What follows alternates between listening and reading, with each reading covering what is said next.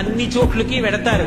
ఏమీ తోచట్లేదు, శ్మశానానికి వెళ్ళొద్దామని ఎవరు రారు. పార్వతి నేనంతవాణ్ణంటాడు, పొడుగ్గా ఉన్నానంటాడు, తెల్లగా ఉన్నానంటాడు, పండితుణ్ణంటాడు, పద్యాలు నాకు నోటికొచ్చంటాడు, ఉపన్యాసం చెప్పగలనంటాడు, నాకు పాటలొచ్చంటాడు, నేను నాట్యం చేస్తానంటాడు, నేను అధికారినంటాడు, నా దగ్గర డబ్బు ఉందంటాడు, నేను పాట పాడగలనంటాడు. ఇన్ని ఉన్నాయనుకున్న వాడిలోంచి ఊపిరి బయటికి వెళ్ళిపోయిన తరువాత వాడిని తీసుకెళ్లి 4 కొత్త కర్రల మీద పడుకోబెట్టి చాప చుట్టి తాడు కట్టి పైన నూలుబట్ట కప్పి తీసుకొచ్చి అన్నీ తీసేసి కర్రల మీద పడుకోబెట్టి కాల్చేస్తుంటే జీవుడు లేచి నిలబడి పుర్రె పగిలిపోయిన తరువాత కన్న కొడుకు కూడా స్నానం చేసి వెళ్ళిపోతుంటే చీకటి పడిపోయాక, అయ్య బాబోయ్ చుట్టూ ఉగ్రభూతాలు, నా వాళ్ళన్న వాళ్ళు లేరు, వీళ్ళని నమ్ముకున్నాను, ఒక్కడు లేడని ఏడుస్తుంటే నేనున్నాను రా అని చెప్పడానికి నేను కూడా లేకపోతే చచ్చిన వాడు 1000 మాటలు చచ్చిపోతారని అక్కడ ఉన్నాను. పార్వతి నా కర్మకాలక్కడ లేనను.